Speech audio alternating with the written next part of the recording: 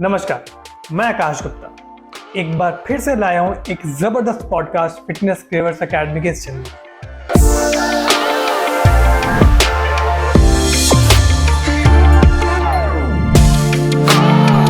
आज के इस पॉडकास्ट पे हम खुलासा करेंगे कि फ्लेक्सिबिलिटी ट्रेनिंग आखिरकार है क्या। हम जानेंगे इसके कितने टाइप्स हैं और क्या ये फ्लेक्सिबिलिटी ट्रेनिंग जेंडर बेस्ड है, यानी कि सिर्फ फीमेल ओरिएंटेड है या मेल्स भी इसको कर सकते हैं। साथ ही साथ देखेंगे कि क्या फ्लेक्सिबिलिटी ट्रेनिंग सिर्फ योगा वालों के लिए सूटेबल है। और last but not the least हम अंत में देखेंगे कि अगर फ्लेक्सिबिलिटी ट्रेनिंग इंपॉर्टेंट है तो इसको किस फॉर्मेट में, किस तरीके से करना चाहिए, किस टाइम करना चाहिए और वो कौन कौन से टेक्निक्स हैं जिनको आप यूज करके इसको परफॉर्म कर सकते हैं। और इस विषय पे चर्चा के लिए आज हम अपने सेट पे स्वागत करते हैं डॉक्टर प्रियंका जैन जी का, जो बाय प्रोफेशन एक मस्कुलोस्केलेटल फिजियोथेरेपिस्ट हैं एंड बाय पैशन वो फिटनेस क्रेवर्स एकेडमी के डायरेक्टर होने के साथ साथ एक सीनियर फिटनेस लेक्चरर भी हैं। तो चलिए जुड़ते हैं उनके साथ। नमस्कार डॉक्टर साहिबा। नमस्कार। इससे पहले कि मैं आपसे कुछ सवाल पूछूं, मैं कुछ कहना चाहूँ, क्योंकि पिछले जो पॉडकास्ट में हमने बात करी थी, हमने आपको देखा था कि आप कार्डियो के साथ स्ट्रेंथ ट्रेनिंग इनकॉर्पोरेट कर रहे थे और आपने बहुत ब्यूटीफुली उसको डिस्क्राइब किया था कि क्या इसकी डेफिनेशन है, क्या इसके बेनिफिट्स हैं, क्या इसकी इंपॉर्टेंस है। राइट। मगर ये क्या हो रहा है, अब फ्लेक्सिबिलिटी कहाँ से आ गया बीच में? तो प्लीज मैं चाहूंगा कि आप हमारे दर्शकों को इस चीज को एलैबोरेट कर दें एक बार कि ये फ्लेक्सिबिलिटी ट्रेनिंग स्ट्रेचिंग कहाँ से आ गए बीच में। एक्चुअली कोई नई बात नहीं है, क्योंकि इट्स बिन ईयर्स। मैं बहुत सालों से योगा, मेडिटेशन और डिफरेंट फॉर्म्स ऑफ जो स्ट्रेचिंग है उसको प्रैक्टिस कर रही हूँ। लेकिन यस, जब मैंने स्ट्रेंथ ट्रेनिंग करना शुरू किया तो तब मुझे पता चला कि एक्चुअल में जो फ्लेक्सिबिलिटी ट्रेनिंग है उसकी इम्पोर्टेंस क्या है।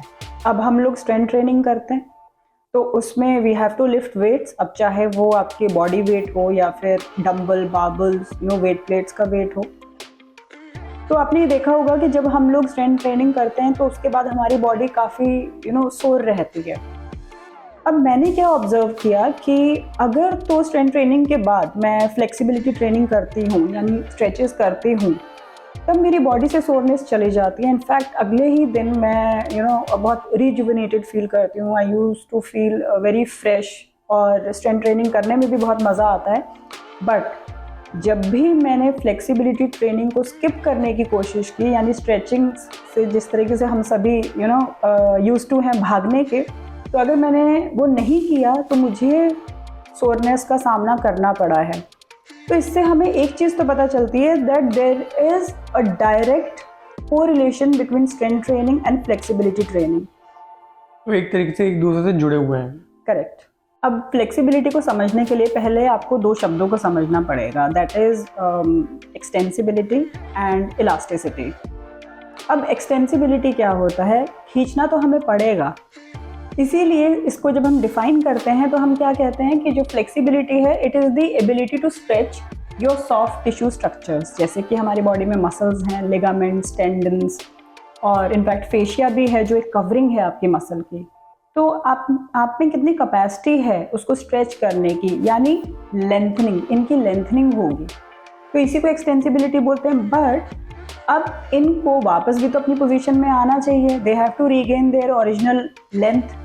तो इस चीज़ को क्या बोला जाता है? इलास्टिसिटी, यानी उनमें इलास्टिक प्रिंसिपल्स हैं, वो वापस खिंचने के बाद, स्ट्रेच होने के बाद या लेंथन होने के बाद अपनी पोजीशन में आ सकते हैं।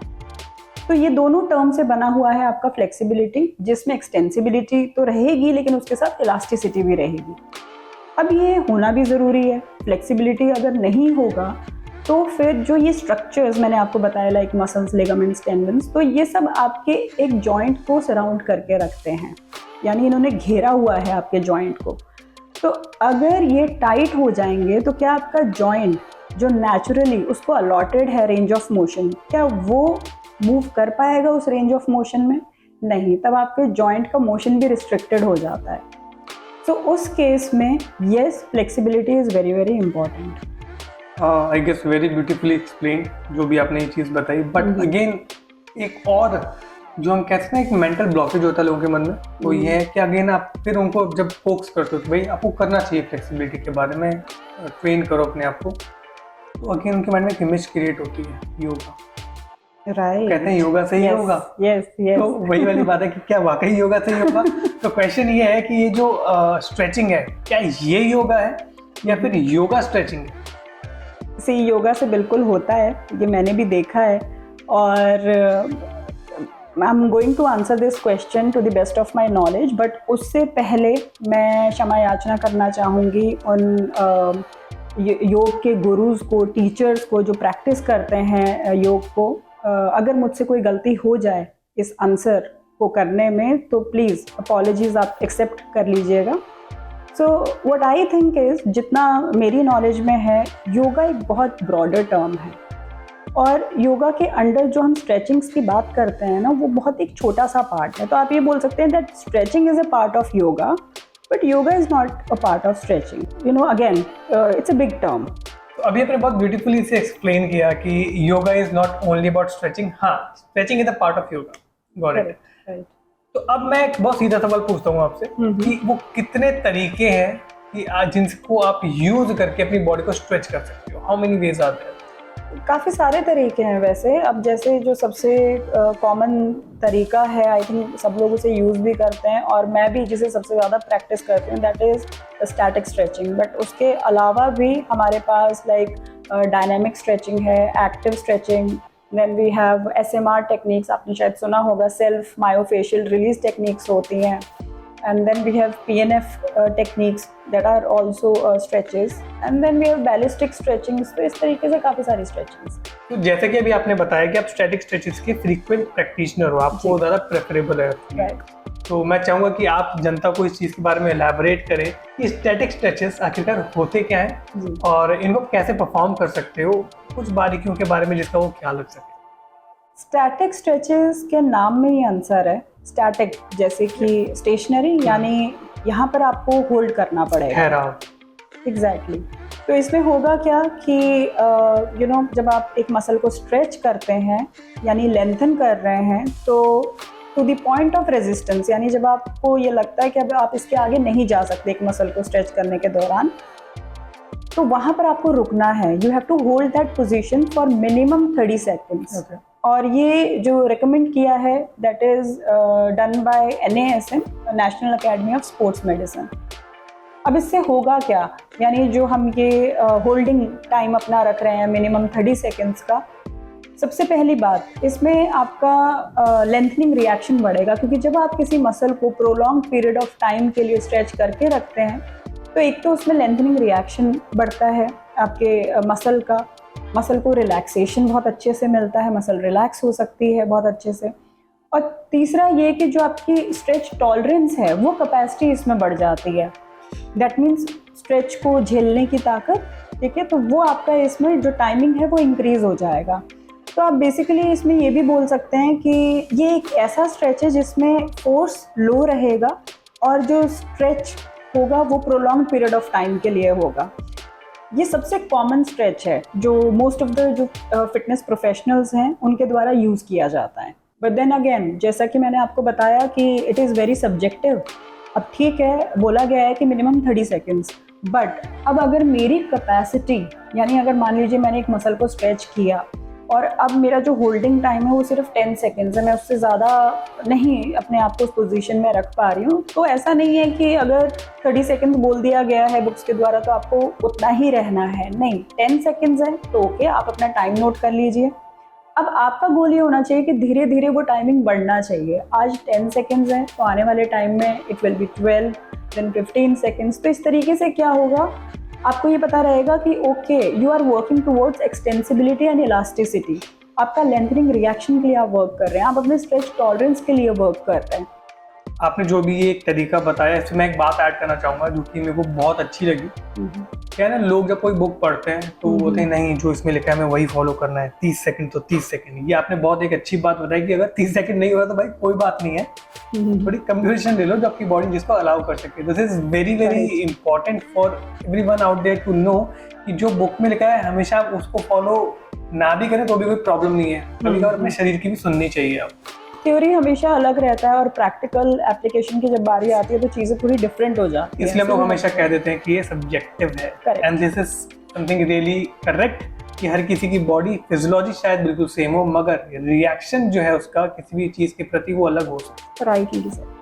अब मेरा एक बहुत ही सीधा और ब्रीफ क्वेश्चन आपसे, आपने स्टैटिक स्ट्रेचेस के बारे में बताया, इसकी टेक्निक्स कैसे कर सकते हो आप? आपके मसल जिसको आप स्ट्रेच करने वाले हो उसका एक्शन आपको देखना चाहिए। फॉर एग्जांपल हमारी बाइसेप्स मसल है, तो जो उसका काम होता है कि वो आपके एल्बो को बेंड करे, जिसे हम एल्बो फ्लेक्शन कहते हैं।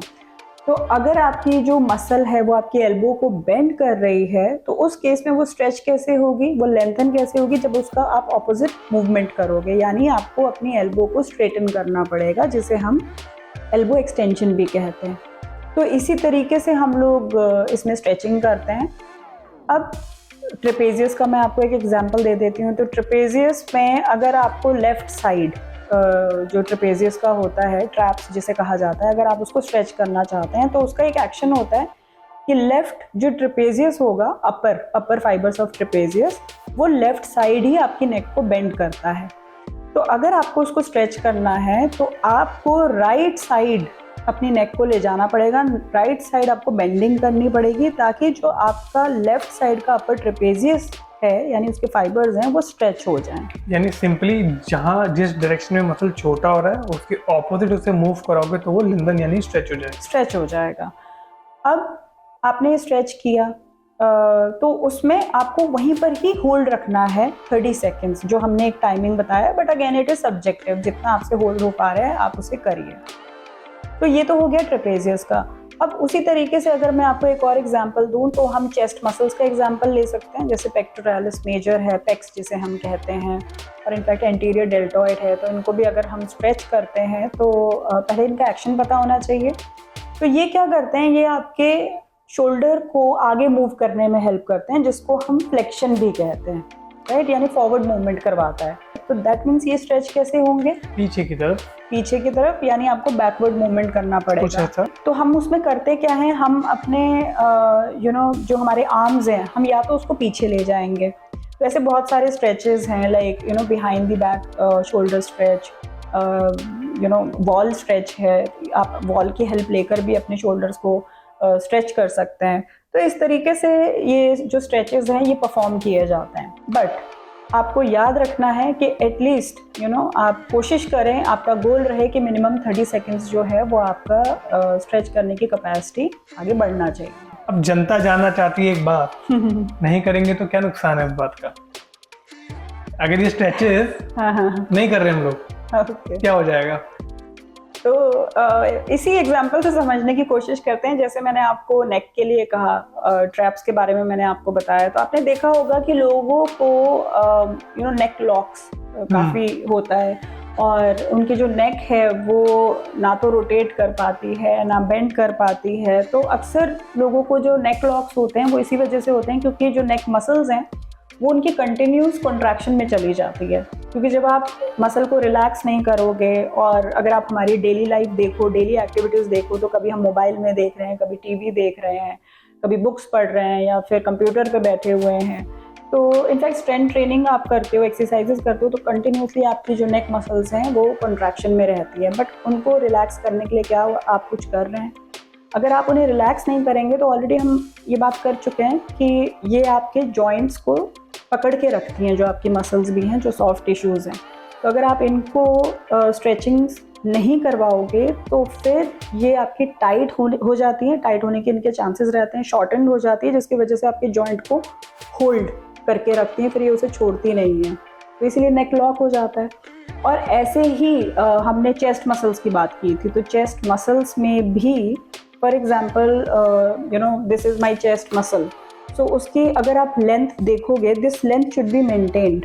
बट अब अगर मैं जिम जा रही हूँ, मैं एक्सरसाइज कर रही हूँ, तो that means I am continuously shortening my muscles. मेरा टारगेट क्या है कि मुझे इस मसल को कंटिन्यूसली शॉर्टन करना है, तभी तो मैं पुश कर पाऊँगी। Chest muscles they are all about pushing.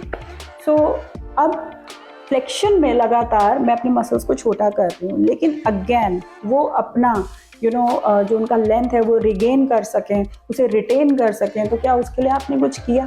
Muscle memory ऐसी होती है कि अगर आप ट्रेन नहीं करोगे तो वो भूल जाती है।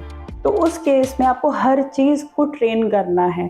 आपने स्ट्रेंथनिंग ट्रेन कर दिया उसको बार बार छोटा करके, लेकिन अगर आप स्ट्रेचिंग नहीं करेंगे तो वो शॉर्टेंड होने के उनके चांसेस हो जाते हैं। और अगर आपका चेस्ट मसल छोटा हो गया, शॉर्टन हो गया, तो उस केस में आपने देखा होगा लोगों का स्लाउच पोस्चर हो जाता है, ठीक है, फॉरवर्ड शोल्डर, प्रोट्रैक्टेड शोल्डर्स भी हम कहते हैं। तो वो शोल्डर आगे क्यों आ गए, कंधे क्यों आगे झुक गए हैं? क्योंकि आपका चेस्ट मसल टाइट हो गया है।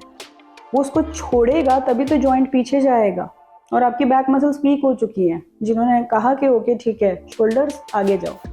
तो उस केस में you have to stretch your chest muscles, ताकि जो आपका एक जो ओरिजिनल लेंथ है मसल्स की वो रिटेन रहे, आपको पॉस्चरल इम्बैलेंसेस ना हो, आपको मसल इम्बैलेंसेस ना हो, आपके जो फंक्शंस हैं वो हैम्पर ना करें। अभी तक की कॉन्वर्सेशन में आपने बहुत ही सुंदरता से स्ट्रेचिंग को एक्सप्लेन किया, फ्लेक्सिबिलिटी क्या है ये बताया, इसकी कितनी किस्में हैं और क्या टाइप्स हैं, इनको आप कैसे कर सकते हो, क्या बारीकियां, क्या टेक्निकलिटी है, ये सब आपने बहुत अच्छे से एक्सप्लेन किया। एंड बट आज भी लोगों के मन में, स्पेशली मेल्स के मन में एक नोशन है स्ट्रेचिंग को लेके। आप जब भी उनसे बोलो स्ट्रेचिंग के मन में एक इमेज आती है लड़की डूइंग दैट योगा पार्ट।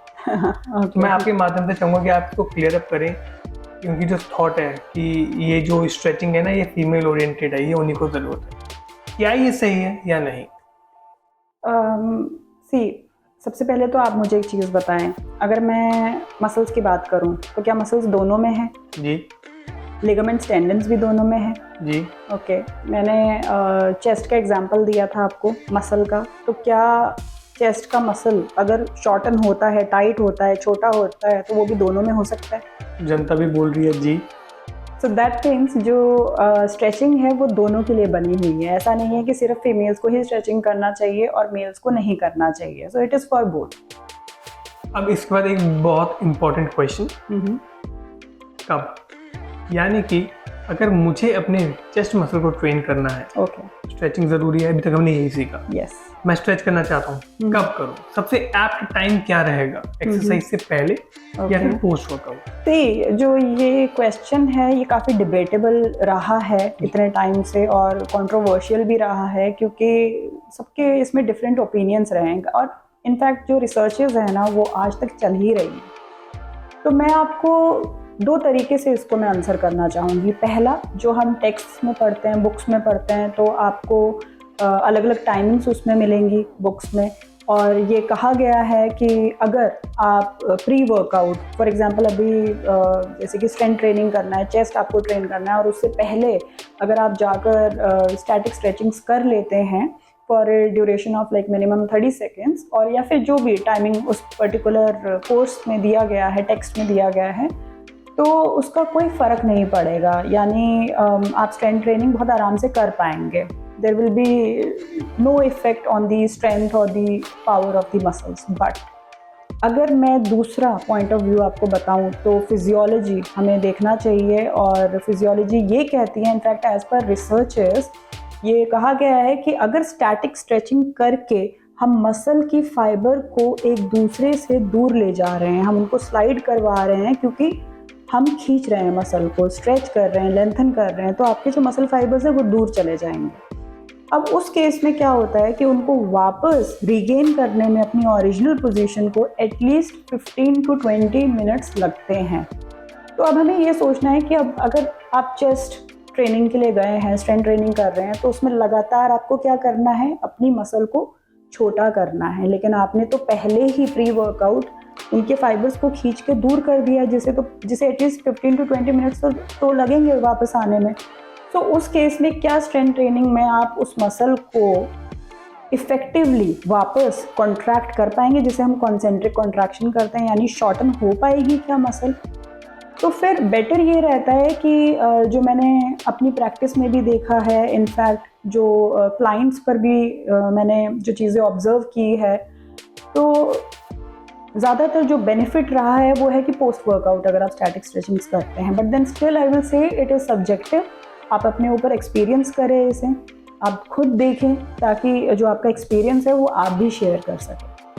ठीक है, मान लिया आपकी बात कि पोस्ट वर्कआउट जो है स्टैटिक फायदेमंद है, मैंने खुद एक्सपीरियंस कर लिया। ठीक है। बट उस केस में क्या, जब मैं प्री वर्कआउट थोड़ा स्टिफ या फिर अच्छा फील नहीं कर रहा हूँ, तो क्या मेरे पास कुछ भी नहीं है करने को? बिल्कुल है, मैंने आपको बाकी स्ट्रेचेस के बारे में भी बताया। अब अगर मैं डायनामिक स्ट्रेचेस की बात करूं तो वहाँ पर भी स्ट्रेचिंग होती है। फॉर एग्जांपल आपको नेक के बारे में, ट्रेपेजियस अपर फाइबर्स को हमने स्ट्रेच किया था, वहाँ पर हमने 30 सेकेंड्स का होल्ड रखा था। बट अगर आप इसी में ही होल्ड ना करें और आप राइट स्ट्रेच कर रहे हैं, देन लेफ्ट स्ट्रेच कर रहे हैं, कंटिन्यूस मूवमेंट कर रहे हैं, तो वो आपकी डायनामिक स्ट्रेचेस बन जाती है। और ज़्यादातर लोग इसको वार्म अप के लिए यूज़ करते हैं, तो उससे उनकी जो बॉडी है वो एक तरीके से रिलैक्स हो जाती है, वार्म अप हो जाता है जॉइंट्स का, ताकि वो अच्छे से आगे अपनी ट्रेनिंग कंटिन्यू कर सकें। Then we have active stretchings also, जिसमें 1 to 2 सेकेंड्स का होल्ड होता है। अगेन अगर मैं नेक का ही एग्जांपल दूं, ट्रैप्स को आप स्ट्रेच कर रहे हैं, एक साइड आप 1 to 2 सेकेंड का होल्ड रखते हैं, फिर आप दूसरी साइड उसे स्ट्रेच करते हैं, वहाँ पे 1 to 2 सेकेंड, तो वो एक्टिव स्ट्रेचिंग बन जाता है, तो उसे भी प्री वर्कआउट किया जा सकता है। अब SMR की भी हमने बात की थी, सेल्फ मायोफेशियल रिलीज टेक्निक्स, तो वो भी आपकी बॉडी में जो टेंडर पॉइंट्स हो जाते हैं, यानी जो सबसे पेनफुल रीजन है, आप एक पॉइंट होगा जहाँ पे प्रेस करते ही आपको बहुत पेन फील होगा, तो उसके लिए SMR टेक्निक्स यूज़ की जाती हैं। उसमें डिफरेंट इक्विपमेंट्स यूज़ किए जाते हैं। For example hand held rollers हो गए, फोम रोलर्स हो गए, आपके मसाज बॉल्स हो गई, तो उस केस में आप उसे रिलीज़ कर सकते हैं, तो उसमें भी ड्यूरेशन एटलीस्ट 30 सेकेंड्स का रहता है। अब अगर मैं बात करूं दूसरी टेक्निक्स की, like PNF, proprioceptive neuromuscular facilitation techniques, जो मैं भी यूज़ करती हूं अपनी स्टैटिक स्ट्रेचिंग की ड्यूरेशन को बढ़ाने के लिए, तो वो एक एडवांस फॉर्म ऑफ स्ट्रेचिंग रहता है जो PNF है, और वो आपको हेल्प करता है कि आपका जो स्टैटिक स्ट्रेचिंग है वो और बेहतर हो जाए, तो हम उसे भी इस्तेमाल कर सकते हैं। और and then last but not the least, ballistic stretching, नाम ही इतना पावरफुल है, मिसाइल टाइप मिसाइल टाइप, और उसमें क्या होते हैं, बाउंसिंग मूवमेंट्स होते हैं, यानी जो आपका रेंज ऑफ मोशन है ना, आप उसके बियॉन्ड जाएंगे, आप अपनी बॉडी को पुश करेंगे, तो इसलिए उसको भी सब लोग नहीं कर सकते हैं, डिपेंड करता है उनका स्पोर्ट क्या है, तो उस हिसाब से वो चुनाव करते हैं अपनी स्ट्रेचेस का। लिटरली डॉक्टर साहिबा कितना कुछ है यहाँ पे सीखने के लिए, बोलने के लिए, सुनने के लिए, मगर समय का थोड़ा अभाव है।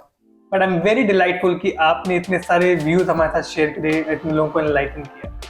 थैंक यू वेरी मच, धन्यवाद। थैंक यू, धन्यवाद। पहले की तरह ये वीडियो भी आपको अच्छी लगनी चाहिए, इसलिए मैं ये नहीं पूछूंगा कि ये आपको कैसी लगी, क्योंकि ये बहुत इंपॉर्टेंट और इन्फॉर्मेटिव वीडियो है आपके हेल्थ के लिए, आपकी बॉडी के लिए, आपके लाइफस्टाइल के लिए।